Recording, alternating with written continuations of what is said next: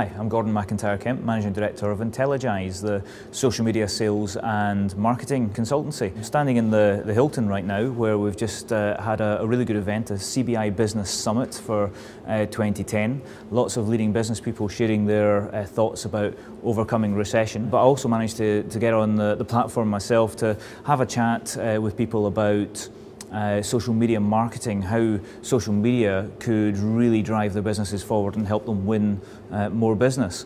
I get a real buzz out of these events, and what I really enjoyed today was the CBI is a lot of senior business people.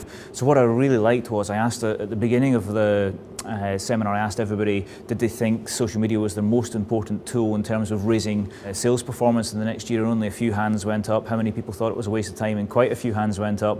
And at the end we asked the same questions, and it was radically changed. More than half the room was actually saying, you know what, social media marketing could be the biggest boost to my business if I actually apply it properly. And I think that's what, for me, today was all about, and I really enjoyed that. You can have a look at some of my presentation on video here, and I hope it's useful to you.